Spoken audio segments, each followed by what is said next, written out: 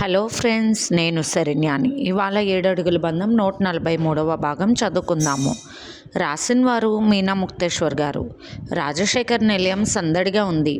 బెంగళూరు ఆనంద నిలయంలోని కార్యక్రమాలన్నీ ముగించుకున్న రవివర్మ, కృష్ణవర్మ విజయవాడ చేరుకున్నారు దామోదర్ వర్మ గారితో. ప్రతిరోజులాగా ఆ రోజు కూడా రాధికా నిలయంలో గదులన్నీ శుభ్రం చేయించి, ముగ్గులు వేయించి, పూజ చేసుకుని మరీ ధనుంజయ్ గారితో బయలుదేరింది రాజశేఖర్ నిలయానికి శ్రావణి. కృష్ణవర్మకి ఎంతో ఇష్టమైన చీర కట్టుకుంది శ్రావణి. వచ్చేసుంటారు, ఫ్లైట్ ల్యాండ్ అయ్యింది ఎప్పుడో అనుకున్నారు ధనుంజయ్ గారు, శ్రావణి. ఇంటికి చేరుకుని బయట స్నానాలు ముగించారు. రవివర్మ ముందుగా స్నానం చేసి లోపలికి అడుగు పెట్టారు. ధరణి నవ్వుతూ ఎదురొచ్చింది. నా పాప ఏం చేస్తుంది అంటూ హడావుడిగా లోపలికి వెళ్ళారు రవివర్మ గారు. ఎలా ఉంది కృష్ణ ఆరోగ్యం అంటూ పలకరించింది ధరణి. బాగానే ఉంది వదినా అంటూ అటు ఇటు చూస్తున్న కృష్ణవర్మ చూపులకు శ్రావణి రాధికా నిలయానికి వెళ్ళింది తాతగారితో. వచ్చేస్తున్నారంట, ఫోన్ చేసిందని చెప్పింది నవ్వుతూ. దామోదర్ వర్మ గారిని అందరూ పలకరించారు. చక్కగా లేచి చిన్నగా నడవగలుగుతున్న దామోదర్ గారి వైపు చూసి అందరూ ఆనందపడ్డారు. సుప్రజ అందరికీ టిఫిన్లు ఏర్పాటు చేసింది. ఆనంద్ గారు కృష్ణవర్మ దగ్గరికి వచ్చి ఎలా ఉంది అల్లుడు గారు అంటూ పలకరించారు ఆప్యాయంగా. దుర్గమ్మ గారు పక్కన కూర్చున్నారు కృష్ణవర్మ గారు. ఎలా ఉంది కృష్ణ ఆరోగ్యం అంటూ కృష్ణవర్మ చేయి పట్టుకుని అడిగారు దుర్గమ్మ గారు. బాగానే ఉంది అమ్మమ్మ, సమయానికి తెలుసుకోవడం మంచిదైంది. ఎంతైనా భగవంతుడు మనతో ఉంటాడు కదూ అన్నాడు నవ్వుతూ కృష్ణవర్మ. దుర్గమ్మ గారు మాట్లాడుతూ ఆ కనకదుర్గమ్మ కరుణ కటాక్షాలు మన మీద ఎప్పుడూ ఉంటాయి కృష్ణ అంటూ ఆప్యాయంగా తల నిమురుతూ ఉన్నారు. ఆ ఆప్యాయతకు పొంగిపోయాడు కృష్ణవర్మ. తన కళ్ళల్లో కన్నీళ్ళు అప్పుడే కదిలాయి. ధనుంజయ్ గారు లోపలికి వచ్చారు. బాబు ఎలా ఉన్నారంటూ పలకరించారు. బాగానే ఉంది తాతగారు అని చెప్పాడు కృష్ణవర్మ. ధనుంజయ్ గారితో దామోదర్ వర్మ గారు మాట్లాడుతూ ఉన్నారు. లోపలికి వెళ్ళిన రవివర్మ పాపాయిని ఎత్తుకుని బయటకు వచ్చాడు. కృష్ణవర్మ పాపని చేతుల్లోకి తీసుకున్నాడు. ఇంత ముద్దుగా ఉన్నావంటూ ఆనందంగా పాపని చూసి మనసులో ఉన్న కొద్దిపాటి ఆందోళనను మర్చిపోయాడు కృష్ణవర్మ. పాపాయి ముఖం అంత బాగుంది. పాపలు భగవంతుని రూపాలు అంటారు, అందుకే అంటున్న కృష్ణవర్మ గారి ముఖం చూసి అందరూ నిజమే అన్నట్లు నవ్వుతూ ఉన్నారు. వసుంధరాదేవి గారు ముందే తెలియడంతో రాజశేఖర్ నిలయానికి వచ్చారు. కృష్ణవర్మను పలకరించారు ఆప్యాయంగా దగ్గరకు తీసుకుని. అంతా మంచి జరుగుతుంది బాబు, ఏ విషయంలోనూ కంగారు వద్దంటూ మంచి చెడ్డ చెప్పారు. ఇక అందరూ కూడా వీణధర్ వర్మ గారి కుటుంబం గురించి అడుగుతూ ఉన్నారు. శ్రావణి మల్లె చెట్టు దగ్గర ఎండిపోయిన ఆకులన్నీ తుంచి కొమ్మలను చక్కగా అల్లించి లోపలికి వచ్చింది. కృష్ణవర్మ వైపు చూస్తుంటే ఆమె కళ్ళల్లో కన్నీళ్ళు తిరిగాయి. కృష్ణవర్మ కళ్ళు శ్రావణిపై ఆగిపోయాయి. ఇద్దరి కళ్ళు అంతలోనే కలుసుకున్నాయి. ఎవరెవరో ఏదేదో మాట్లాడుతున్నా వినిపించడం లేదు. చుట్టూ ఉన్న జనం కనిపించడం లేదు. ఒకరికి ఒకరు అన్నట్లు చూసుకుంటున్నారు. దుర్గమ్మ గారు అబ్బాయిని పైకి తీసుకువెళ్ళు శ్రావణి, తర్వాత మాట్లాడుకోవచ్చు అని చెప్పడంతో కృష్ణవర్మ గారు పైకి వెళ్ళారు. శ్రావణి కూడా అతని వెంటే నడిచింది. ఎలా ఉంది మీ ఆరోగ్యం అంటూ కృష్ణవర్మను కౌగిలించుకుంది శ్రావణి.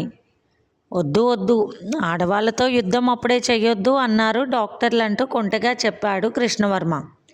చాలే ఊరుకోండి, నేనేం అందుకు కాదు అంటూ సిగ్గుపడింది శ్రావణి. నిజం చెప్తున్నానండి, అప్పుడు మీరు నిద్రపోనిన రాత్రుల్లో అబ్బా నిద్ర వస్తుంది ఏమిటి మనిషి వదలరు అనుకునేదాన్ని.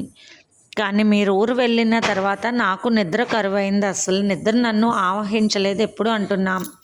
శ్రావణి కళ్ళల్లో నీళ్ళు. భగవంతుణ్ణి నమ్ముకున్నాను, అందుకే ప్రతిక్షణం ఆయన మీద మనసు నిలిపి మీ ఆరోగ్యం కుదుటపడాలని కోరుకున్నాను అంటున్న శ్రావణి వైపు చూస్తూ ఆమె నుదుటిపై ముద్దు పెట్టుకున్నాడు కృష్ణవర్మ. ఇది చాలు నాకు, ఎందుకన్నా నేనేది కోరుకొని అంటున్న శ్రావణి వైపు చూసి మరి మిగిలిన విషయాలు అన్నీ ఎవరు పంచుకోవాలి అన్నాడు చిలిపిగా కృష్ణవర్మ. పాపం అలాంటి పప్పులేమీ ఉడకవు శ్రావణి దగ్గర. అవన్నీ కూడా నేను తీసుకునేది 3 నెలల గడువు ఉందని చెప్పాను కదూ, అందుకే అలా చెప్పాను అంటూ నవ్వింది శ్రావణి. ఏమిటో శ్రావణి అంతా చిత్రంగా ఉంది. ఎవరూ లేరన్నప్పుడు నాకేమీ అనిపించలేదు, అంతా మీరే అనిపించింది. కానీ ఇప్పుడు ఉన్నారు అనిపించాక వారి వల్ల నా జీవితంలో ఏదైనా మార్పులు వస్తాయా అనిపించింది అన్నాడు కృష్ణవర్మ. ఏ మార్పులు వస్తాయి మిస్టర్ కృష్ణవర్మ గారు అన్నది శ్రావణి ఒక కన్ను పైకెత్తి గడుసుగా చూస్తూ. అదే ఏదైనా మార్పులు వస్తాయేమో అని అంటూ అల్లరిగా నవ్వుతున్నాడు కృష్ణవర్మ. చూడండి, పేరుకి బుద్ధి మంత్రాలనే, కానీ నాకు కరాటీ వచ్చు. మార్పులు మంచివే అయితే సమంజసమే. కానీ ఏదైనా విచిత్ర మార్పులు రావాలి అనుకుంటే ఒక దెబ్బకు అవుతుంది అంటూ ఒక్కసారిగా కరాటీ కిక్కిచ్చినట్టు ఫోర్స్ పెట్టిన శ్రావణి వైపు చూసి నవ్వేశాడు కృష్ణవర్మ. అబ్బా, ఈ కృష్ణవర్మ మైలుపడ్డాడు కొంచెం అన్నాడు కృష్ణవర్మ ఒక రకంగా నవ్వుతూ. మైలుపడిపోయే అవకాశం లేదుగా అన్నది శ్రావణి నవ్వుతూ. నేను అనేది ఆ విధంగా కాదు, కళ్ళతోనే నన్ను తినేసేలా చూస్తుంది నా మరదలంటూ నవ్వాడు కృష్ణవర్మ. చూడండి, మీ మరదలు ఊసెత్తారనుకోండి నాకు మండితేనా. ఎన్ని రోజులు మీకోసం ఎంత బాధపడ్డానో, నిద్రపోలేదు చూడండి, నానమ్మ కూడా అంది. చిక్కిపోయేవే శ్రావణి మొగుడి మీద బెంగతో అని అంటూ ఒక రకంగా బుంగమూతి పెట్టింది శ్రావణి చాలా ముద్దుగా. అవునా నా బుజ్జి బంగారం అంటూ అక్కడే ఉన్న వెయిట్ మిషన్ తీసి శ్రావణిని ఎక్కించాడు. 2 కేజీలు బరువు పెరిగావు నా మీద బెంగతో అంటూ నవ్వేశాడు కృష్ణవర్మ. అదేమిటి, తగ్గినట్లు కనిపించింది పెరిగినట్లు కనిపించింది ఎలా అన్నది శ్రావణి బరువు చూసుకునేటప్పుడు కావాలని కృష్ణవర్మ తన చేతులు శ్రావణి భుజాల మీద బరువుగా వేశాడు. అందువల్ల బరువు పెరిగినట్లు కనిపించింది. అప్పుడు గుర్తుకొచ్చింది, అమ్మో ఇదంతా మోసం అంటూ వారించింది. మన ఇద్దరం ఇక్కడే ఉంటే తేడాలు వస్తాయి, కష్టం, నేనైతే కుదురుగా ఉండలేని చెప్తున్నాను, హాయిగా వెళ్ళి హాల్లో పడుకుందాం, గోలే ఉండదు అన్నాడు కృష్ణవర్మ. గదిలో పడుకుంటే మిమ్మల్ని కొరుక్కు తిన్నాను నేను అన్నది శ్రావణి. అమ్మో ఎంత ఆట పట్టించేదానివే, ఒక్కసారి కాక మరొకసారి దగ్గరకు వస్తే వయ్యారాలు వలకబోస్తూ నా వల్ల కాదు బాబు అని తెలివిగా అంటూ నన్ను రెచ్చగొట్టేది నువ్వేనా ఇలా మాట్లాడుతున్నావని అడుగుతూ నవ్వాడు కృష్ణవర్మ. ఏమిటి మీ సరసానికి హద్దు ఉండదా, దానికి ఒక సంఖ్య ఉందా, అది నేను చెప్పాలా వివరంగా అంటూ శ్రావణి మాటలు తూటాలుగా పేలాయి. ఒక్కసారిగా అల్లరిగా కృష్ణవర్మ గుండెల్లో గుచ్చుకుని అల్లరి ఆనందాన్ని సృష్టించాయి. నవ్వుతూనే ఉన్నాడు కృష్ణవర్మ నడుమ పట్టుకొని గట్టిగా నవ్వుతూ ఉంది. శ్రావణి పట్టు వదలకుండా చెక్కలు గింతలకు నవ్వుతున్నాడు కృష్ణవర్మ. ఇంతలో రవివర్మ పిలిచాడు లోపలికి వస్తూ. కృష్ణ, నువ్వు కిందకి రా, హాల్లో పడుకుందాం మనం అని చెబుతున్న రవివర్మ వైపు చూసి శ్రావణి తల వంచుకుంది. ఆరోగ్యరీత్యా కొన్నాళ్ళు జాగ్రత్తగా ఉండమని డాక్టర్ గారు చెప్పారు కదా, నీకు ఇలా ప్రత్యేకంగా ఒక గదిలో ఉంటే తేడా వస్తుంది, వద్దు అంటూ కృష్ణవర్మకు చెప్పి కిందకు వెళ్ళిపోయారు. ఏమైంది కృష్ణ, నిజంగా ఎందుకు వద్దన్నారు అన్నది శ్రావణి మాటలు వింటూ. లేదు, ఆ డ్రగ్ ప్రభావం నాకు తెలుసు, అది చాలా పవర్ఫుల్, శక్తివంతమైన వయసులో ఉన్న యువకుడిని కాబట్టి నాపై అంత ప్రభావం చూపించలేకపోయింది. పైగా నేను చాలా తక్కువ మోతాదులో తీసుకున్నాను, లేకపోతే అది చాలా అనర్థాలు సృష్టించేది. అంటే 3 నెలల వరకు మనకు పిల్లలు కలగకూడదు అంతే కదా, ఆ జాగ్రత్తలు తీసుకుంటే అన్నది శ్రావణి ఉన్న మనసులో ఉన్న ఆశలు గమనించిన కృష్ణవర్మ బాధగా, లేదు శ్రావణి, అది కాదు, నేను కొంత రెస్ట్గా ఉండాలి, డ్రగ్ వల్ల ఎముకల్లో బలం తగ్గి ఒక రకంగా పెల్సు తత్వానికి వస్తాయంట, అది కొంత మేరకు ఏర్పడి ఉంటుందేమో అన్న అనుమానంతో డాక్టర్ గారు జాగ్రత్తగా ఉండమన్నారు. అంటే వెన్నపూస మీద ఎటువంటి ఒత్తిడి కలగకూడదని వివరంగా చెప్పాడు కృష్ణవర్మ. డాక్టర్ కోర్స్ చదువుతున్న శ్రావణికి అది బాగానే అర్థమైంది. అంత కక్ష మీ మీద ఎవరికి ఉందండి, ఇలా మిమ్మల్ని నిర్వీర్యం చేయాలి అనుకున్న మనిషిని ఎలా వదిలిపెడతారన్నది శ్రావణి కోపంగా.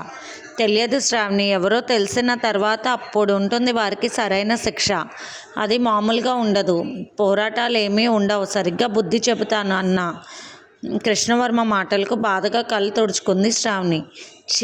ఒకానొక రోజు అమ్మ వద్దు, అసలు ఈ బాధ ఎందుకు పెట్టాడు భగవంతుడని పొరపాటున అన్నాను, అది ఎంత తప్పు ఇప్పుడు అనుభవంలోకి వస్తుంది, అతిగా తేనె తాగినా రుచి మారుతుందన్నట్లుగా మధురమైన కలయికల ఆనందాన్ని పూర్తిగా అర్థం చేసుకోలేకపోయాను. శరీరము మనసు ఒకటిగా నిలిచి కలిసిన ఆకలిగా మధురం తెలుసుకోలేకపోయాను. ఇప్పుడు నా పరిస్థితి అది అర్థం చేసుకునే తత్వంలో ఉంది అని అనుకుంది శ్రావణి. కొత్త పెళ్లి కూతురుకు రాకూడని కష్టమే వచ్చిందనుకుంది. ధరణి రవివర్మ చెప్పిన మాటలు విని, నేను నీకు చెప్పింది అందుకే ధరణి, చాలా శ్రద్ధగా ఉండాలి, విషయాన్ని నిక్కచ్చిగా శ్రావణికి చెప్పాలి, లేకపోతే కృష్ణవర్మ ఆరోగ్యం పాడవుతుంది. ఎంత 3 నెలలు తెలియకుండానే గడిచిపోతాయి, ఈలోపు కృష్ణవర్మ ఆరోగ్యంగా ఉంటారు, ఆ తర్వాత అంతా ఆనందమే, ఇక ఎక్కడ ఎటువంటి రాంగ్ స్టెప్ ఎవరం వేయకూడదు, చాలా జాగ్రత్తగా ఉండాలని చెప్తున్న రవివర్మకు కృష్ణవర్మ పట్ల ఎంత శ్రద్ధ ఎంత ప్రేమ ఉన్నాయో రవివర్మకు అర్థమయ్యాయి ధరణికి. అమ్మని ఇంటి దగ్గర దించి వచ్చానని చెప్పాడు రవివర్మ ధరణికి. కొద్ది కాలం పరిచయంలోనే ప్రేమ, స్నేహము, రక్తబంధమో తెలియనట్టుగా ముడి వేసుకుపోతూ ఉంటాయి కొన్ని బంధాలు అనుకుంది ధరణి. కృష్ణవర్మ, శ్రావణి ఇద్దరు కిందకు వచ్చారు. కింద వరుసగా మంచాలు వేయించాడు రవివర్మ. అప్పటికే దోమతెరలు కూడా పెట్టేసింది పని మనిషి.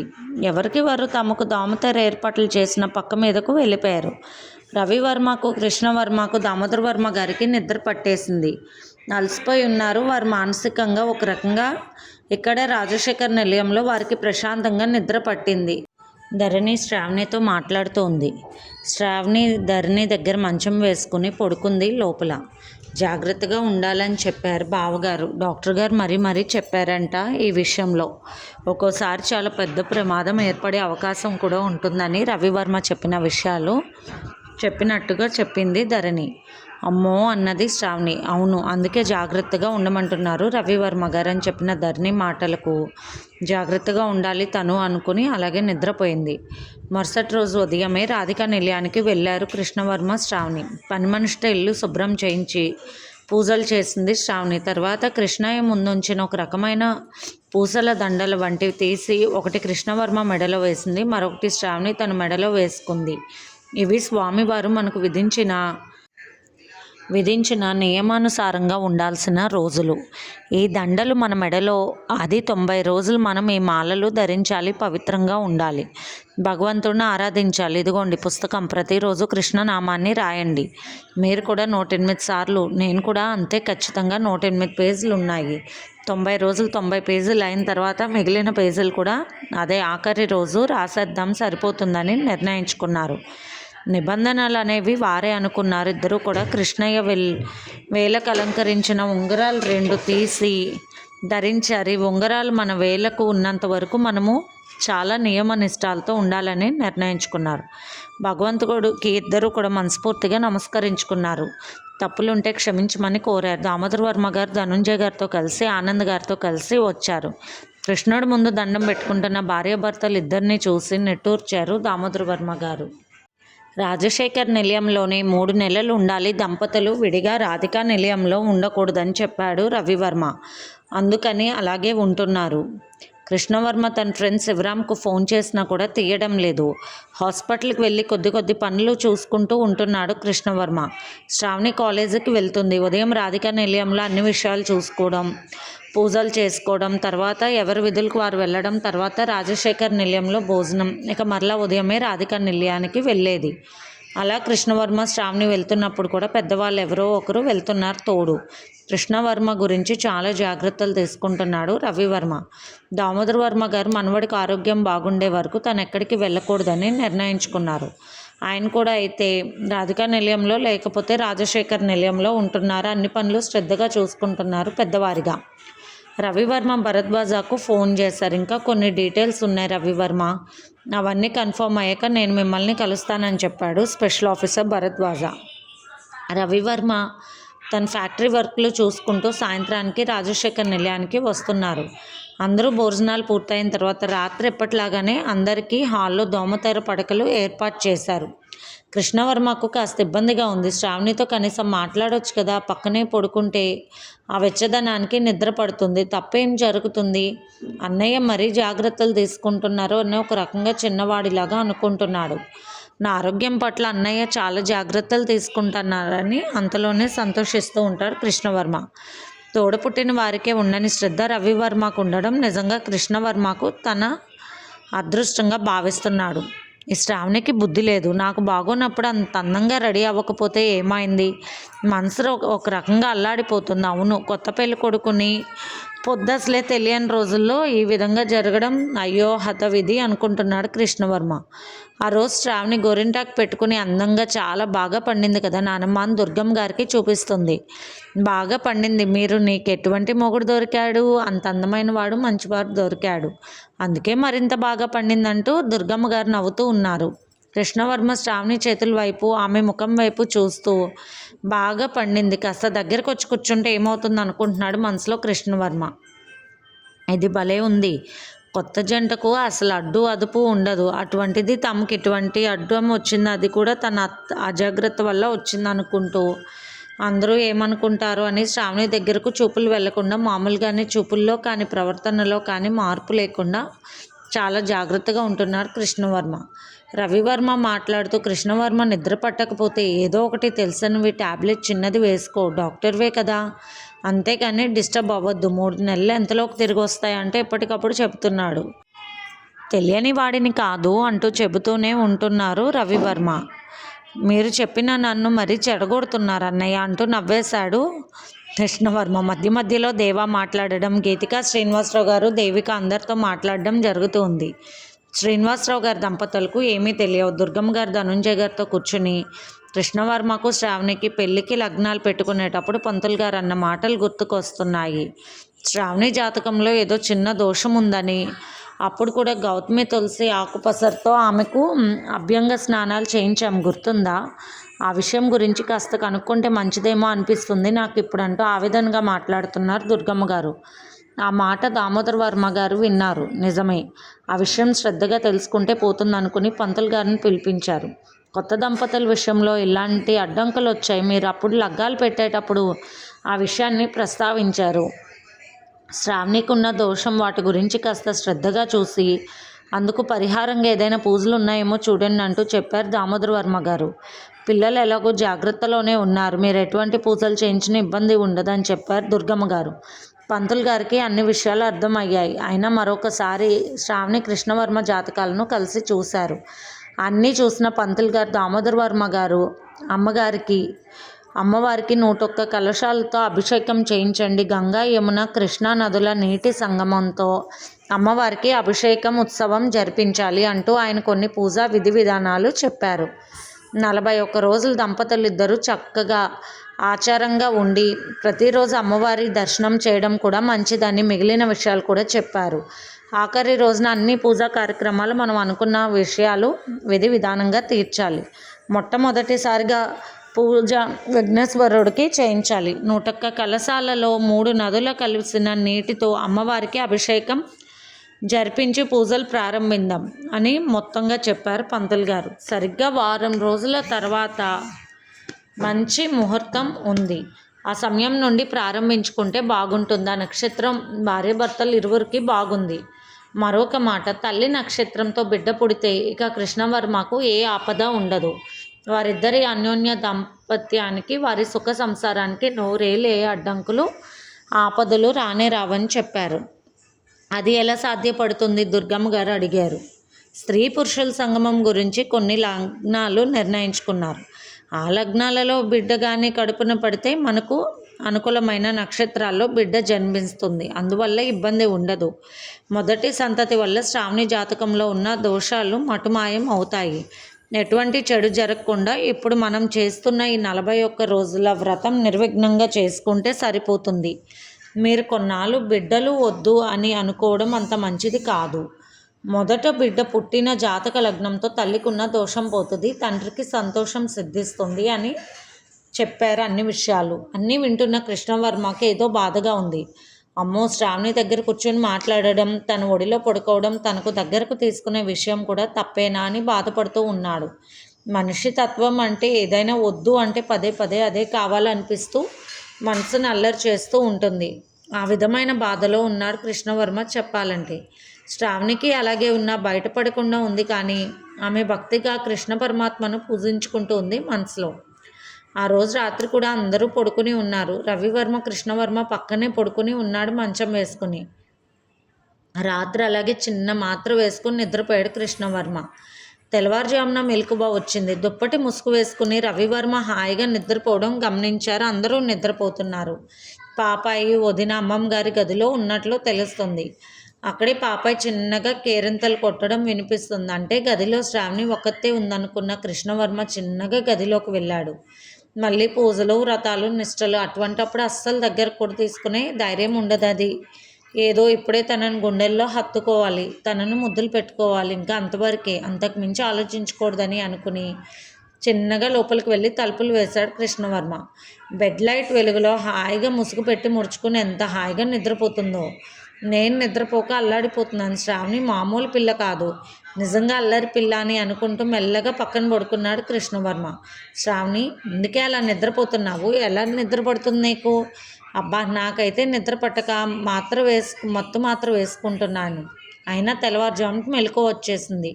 అందరూ నిద్రపోతున్నారు. వదిన గారు పాపాయి అమ్మమ్మ గదిలో ఉండడం గమనించాను. అందుకే లోపలికి వచ్చాను. లెగవే బాబు, నిద్రపోయినట్లు నటించక, నేనేమీ చేయను. ఏదో కొంచెం ముద్దు చేస్తాను అంతే. మళ్ళీ అన్నయ్య లేచారంటే ఊరుకోరు. ప్లీజ్ శ్రావణి, ప్లీజే, గల్లంత చేయకు, అల్లరి చేయకంటూ శ్రావణిని గట్టిగా హత్తుకున్నాడు కృష్ణవర్మ. ఏమిటి, మెత్తగా అనిపించడం లేదు? కొంపదీసి ఒళ్ళు తగ్గాలని డైటింగ్ చేస్తున్నావా ఏమిటి? అలా ఏమొద్దు, నువ్వు ముందులా ఉంటేనే నాకు నచ్చుతుందంటూ మరింత గట్టిగా దగ్గరకు లాక్కోబోయి దుప్పటి తీవే అంటూ శ్రావణి మీద కోపంతో తిరిగి ఉన్న శ్రావణి వైపు చూస్తూ కోపంగా నడుము మీద చిన్నగా వెళ్ళాడు కృష్ణవర్మ. అబ్బా కృష్ణవర్మ, ఏమిటి చిన్నప్పటి నుంచి ఇలా గెచ్చలేదు నడుము మీద అంటూ పైకి లేచాడు రవివర్మ.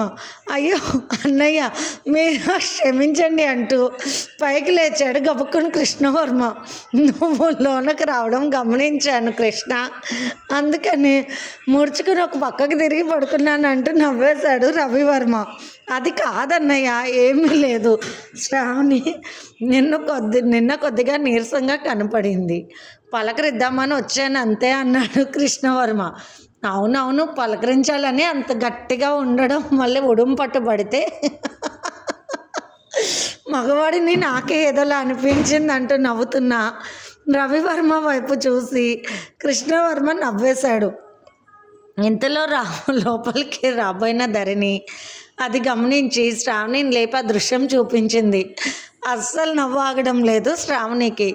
ధరణికి వచ్చే నవ్వు కనపడకుండా నవ్వుకుంటుంది. జరిగిన విషయం ఏమిటంటే, పాపాయి లేచినప్పుడు పాపాయిని దుర్గమ్మ గారి దగ్గర పడుకేసి రవివర్మని లేపి సరిగ్గా పడుకోండి, లోపలికి వెళ్ళి మంచం మీద, పాపం మీకు అలవాటు లేని మంచాల మీద పడుకుంటున్నారని చిన్నగా చెవిలో చెప్పి భర్తను లోపలికి పంపించింది ధరణి వెళ్ళక ముందే. లోపల పడుకున్న శ్రావణి రవివర్మ పడుకున్న మంచం మీద పడుకుంది. దుప్పటి ముసుగు వేసుకుని కృష్ణవర్మ బోల్తా పడ్డాడు. ఏమిట్రా గోలా అంటూ దుర్గమ్మ గారు వచ్చారు పాపాయిని ఎత్తుకొని. అప్పటికి ధనుంజయ గారు, దామోదర వర్మ గారు అందరూ లేచి ఉన్నారు. ఆనంద్ కూర బయటకు వచ్చి ఉన్నాడు. నానమ్మ కృష్ణవర్మ గారు అంటూ నవ్వుతుంది శ్రావణి చెప్పకుండా. చాలులే, ఊరుకోవే, అల్లరి చేసింది చాలు కానీ అన్నది ధరణి నవ్వుతూ. ఏం జరిగిందంటూ నవ్వు ముఖంతో అడిగారు ఆనంద్. రవివర్మ మాట్లాడుతూ, ఏముంది మామగారు, మీకున్న ఆనందాలు మాకు లేవు, మరి ఏవో మా తిప్పలు మేము పడుతున్నాము. నన్ను శ్రావణి అనుకున్నాడు మన కృష్ణవర్మ. ఇక జరిగిందేమిటో మీరు ఊహించుకోండి, చెప్పేదేముంది అంటూ అని ఊహించుకోండి అన్నాడు రవివర్మ. అయినా కానీ అలాగే గిచ్చిపెట్టక కృష్ణవర్మ, నేనే తట్టుకోలేకపోయాను అబ్బా అంటూ నడుమ పట్టుకున్నాడు. ఉక్కు పట్టులాగా పట్టుకున్నాడు అంటూ ఒకటే నవ్వు రవివర్మ. మీరు చాలా అమాయకుల్లాగా మాట్లాడకండి, మరీ ఓవరాక్షన్ చేయకండి అంటూ ధరణి నవ్వుతానే ఉంది. ఇక శ్రావణి పడి నవ్వుతూ ఉంది. కృష్ణవర్మ నవ్వాగలేదు. అలా అని అందరి ముందు కొంచెం సిగ్గుపడ్డాడు. అయినప్పటికీ మనవాడు చేసే పనులు హీరో చేసిన పనుల్లాగా అనిపించి, ఎంతైనా మగవాడే అని దామోదర వర్మ గారు మీసాలు తిప్పుకున్నారు చాలా గొప్పగా. ధనుంజయ్ గారు కూడా నవ్వుకుంటూ ఉన్నారు ఆనందంగా. పెద్దవాళ్ళందరూ మనసుల్లో అనుకున్నారు, ఈ రాజశేఖర్ నిలయంలోని జంటలు ఎప్పుడు ఏ ఆపద ఉండకూడదు, అందరూ ఆనందంగా ఉండాలి, మన కుటుంబం సంతోషంగా ఉండాలి అని. మొదటగా నవ్వుకున్న తర్వాత మనసుకు బాధ కలిగింది దామోదర వర్మ గారికి. మనవడికి ఏమిటి పరిస్థితి వచ్చింది అనుకున్నారు బాధగా. ఇందులో ఎవరున్నా కూడా వదిలిపెట్టేదే లేదు. దామోదర వర్మ మనవడి మీద ఎటువంటి చర్యలు చేయాల్సిన అవసరం, ఎంత ధైర్యం చేసేవారికి నేనే చూస్తాను అనుకున్నారు కోపంగా దామోదర వర్మ గారు. ఆ తర్వాత దుర్గమ్మ గారి జంట కూడా అలాగే బాధపడ్డారు. ఎవరికి వారు మనసుల్లో దీవించారు, ఇటువంటి కష్టాలు రాకుండా అందరూ ఆనందంగా ఉండాలని. రాజశేఖర్ నిలయం ఆ విధంగా కలకల్లాడుతూ ఉంది. ఇది ఫ్రెండ్స్ ఇవాల్టి ఎపిసోడ్. రేపు ఇంకొక ఎపిసోడ్తో మేము ముందుకు వస్తాం. మీకు కనుక స్టోరీ నచ్చినట్లయితే లైక్ చేసి షేర్ చేసుకొని సబ్స్క్రైబ్ చేసుకోండి. ఉంటాను.